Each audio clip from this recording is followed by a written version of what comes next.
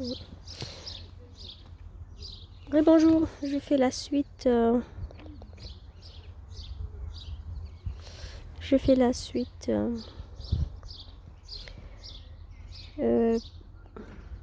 Excusez-moi, j'avais coupé parce que comme je suis avec des enfants, de faire des choses en urgence et donc je coupe. Là, je fais la suite de la sourate ou du chapitre la vache du Coran. Je disais que Dieu, à chaque époque, a donné du pouvoir à, à son prophète, à chaque prophète à son époque, et il avait le pouvoir de la connaissance de son époque. Moïse avait la magie, avec son bâton magique, son bâton qui faisait de la magie. Issa, ou Jésus, à son époque, c'était l'époque de la médecine, donc il arrivait à soigner avec des miracles, juste en touchant, voilà, il arrivait à soigner des maladies. Et les prophètes Mohammed, le dernier des prophètes, son époque était marquée par la littérature, donc Dieu lui envoie les Corans, qui est une parfaite écriture.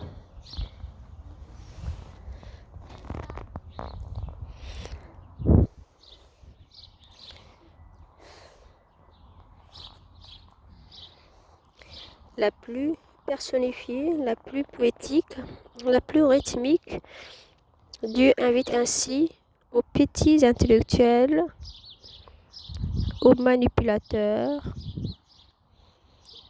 à revenir sur terre ou à ramener de tels écrits ou à être honnêtes avec eux-mêmes et avec les autres. Voilà, c'est une façon à Dieu de prendre sa revanche sur ce qu'il appelle le manipulateur, les malhonnêtes, les petits intellectuels. Voilà. Là, c'était une façon de vous introduire un peu dans la façon de fonctionner de Dieu, dans l'islam. Et là, on commence la traduction. Toute sourate commence par voilà, Bismillah ar-Rahman ar-Rahim, comme vous le savez. Et je traduis. Je commence par le nom de Dieu, qui est Allah, qui envoie sa miséricorde à tout le monde, et qui envoie seulement cette dernière à ses croyants. En fait, dans chaque chapitre ou texte, il y a cet énoncé. Ça commence par cet énoncé. C'est une sorte d'invocation ou de vérité divine que Dieu dit que dans la vie, je vous fais profiter tous du bienfait de la nature de Dieu ou des créations de Dieu, c'est-à-dire la terre, les cieux. Mais je fais seulement profiter ceci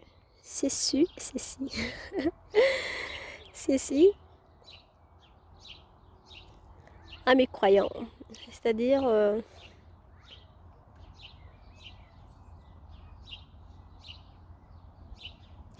pour dire qu'il y a une miséricorde particulière aux croyants.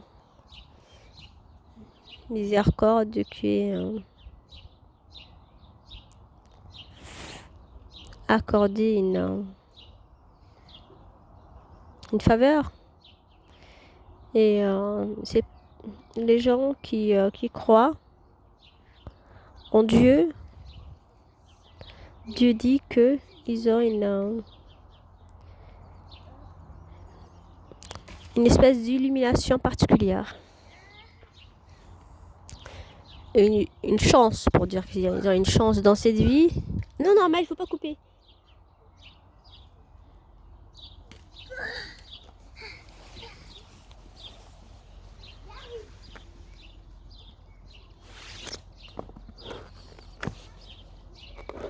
Voilà. Alama, signe de révélation et des codages divines. Le Coran n'a pas de doute, il s'agit d'une claire guidance pour ceux qui craignent leur Dieu et ceux qui craignent leur Dieu et enfant lui. Ça c'est le premier verset. Le deuxième c'est ceux-ci qui croient aux choses absentes, aux signes, au destin, aux anges, au paradis, à l'enfer, à la résurrection et aux récompenses. Voilà, les deux premiers versets, Dieu dit que les Corans est une guidance, c'est une façon de... C'est comme un livre qui peut te guider dans un chemin. Voilà, c'est un choix, il faut choisir. Et si on choisit, bah c'est un guide pour les gens qui croient et qui croient en Dieu. Voilà, si tu peux pas te faire guider, si tu crois pas, voilà, c'est sûr que pour pratiquer, pour se faire guider par les Corans, il faut croire. Et si on ne croit pas, bien sûr on peut piocher des choses qui peuvent nous arranger. Il n'y a pas de mal à ça. On est juste là pour faire du bien, pour nous faire du bien et pour faire du bien aux autres. Et on peut bien sûr utiliser les Corans ou un autre livre des développements personnels. Moi, je suis là pour vous éclaircir. Et puis après, si vous trouvez des bonnes choses, c'est tout à mon honneur. Voilà, je sers juste de lectrice et de traductrice. Et puis après, vous me direz s'il y a des choses qui vous intéressent, que vous savez, qui vous plaît ou qui vous plaît pas.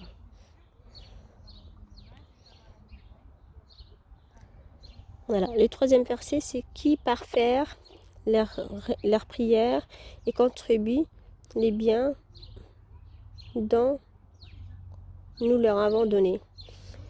Voilà, il dit que voilà, Dieu il est en train de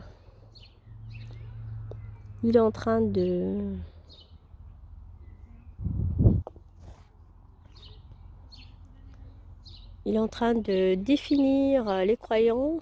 Il dit les croyants, ils essayent de parfaire leur prière.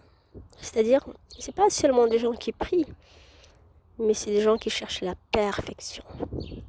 Et moi, je trouve que c'est beau. Enfin, c'est beau dans la clarté. Il faut être clair que si on veut réussir dans ses croyances, il faut parfaire. Il ne faut pas seulement le faire, il faut parfaire. Voilà, et en l'occurrence, si vous voulez parfaire votre croyance en Dieu ou votre travail, ce que vous voulez, il faut parfaire, il faut très bien faire. Voilà, c'est des choses qui sont... C'est pas des choses que je vais vous dire que moi je le fais, mais c'est moi je trouve que c'est quand même un développement... Si on veut développer personnellement, c'est des choses qu'on peut mettre dans sa vie. Qui contribuent au bien dont nous leur avons donné. C'est-à-dire que Dieu t'a donné une particularité et il faut contribuer à ta société. Voilà. Si y a des choses que tu sais, il faut le faire. Il faut contribuer à la société. Chacun a des sensibilités différentes et selon ses sensibilités ou ses talents, il faut l'exploiter en faveur de sa famille ou de sa société. Il croit au livre que nous avons descendu. toi, voilà, ça parle au prophète Mohammed. Voilà, les musulmans, c'est les gens qui croient au livre qu'on a descendu sur les prophètes, qu'on a descendu sur les précédents prophètes, c'est-à-dire la Torah et l'Évangile. Et au dernier jour, ils reconnaissent. Les derniers sont ceux sont dans le chemin de Dieu et ceux-ci ont réussi.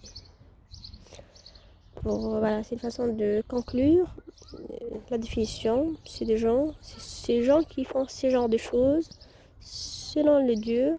C'est des gens qui sont sur le droit chemin ou sur le bon chemin vers la réussite. Voilà. Et là, c'est un résumé ou un conseil. Lisez Al-Baqarah. C'est le prophète qui avait dit. Lisez la vache ou Al-Imran. C'est un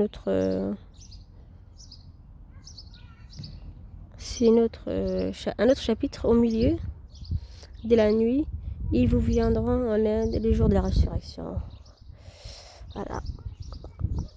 Les prophètes conseillaient de lire la vache et Al-Imran si on se réveille la nuit.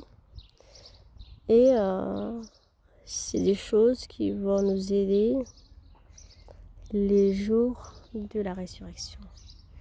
Je vous remercie de m'avoir suivi jusqu'à là. Et dites-moi de ce que vous pensez de mon petite introduction et des premiers versets de la vache. Je suis désolée, je vous fais ces petites vidéos un peu en catastrophe entre des promenades avec les enfants. J'ai 3 enfants. Je vous invite à faire preuve d'indulgence et vous remercie de votre patience. Et vous souhaite une connaissance saine et on espère construire une connaissance saine ensemble. Dites-moi ce que vous pensez, ce que vous tirez des positifs de ces petits enseignements et merci de m'écrire un petit message, ça me fera plaisir de ce que vous pensez. C'est sûr que j'essaie d'évoluer avec vous et j'apprends moi-même et dites-moi ce que vous connaissez, ce que vous pensez, est-ce que c'est un sujet qui vous intéresse et je me ferai un plaisir de vous répondre. Si c'est la nature qui vous intéresse ou les enseignements, voilà. Moi, c'est des sujets qui me passionnent personnellement. C'est surtout un sujet que j'ai envie de tirer au clair, voilà. À mon âge, je veux savoir la vérité parce que j'ai toujours écouté les enseignements des religions à travers, on a toujours l'habitude d'écouter à travers des prêtres ou des hommes de Dieu. Il faut quand même prendre les livres soi-même, les lire soi-même et les savoir soi-même. Parce que sinon, c'est triste de pratiquer ou une religion ou une discipline qu'on n'a pas lu soi-même. Lisons, intéressons-nous de près. Moi, je vous aide à lire et interpréter. Et si vous voulez lire en même temps que moi, ça me fera vraiment plaisir. Si vous lisez les premiers livres, les premiers versets et que vous me dites ce que vous pensez. Je vous embrasse et je m'excuse des premières petites difficultés à m'adapter à ces enregistrements. Et je vous remercie beaucoup de votre patience et de votre présence.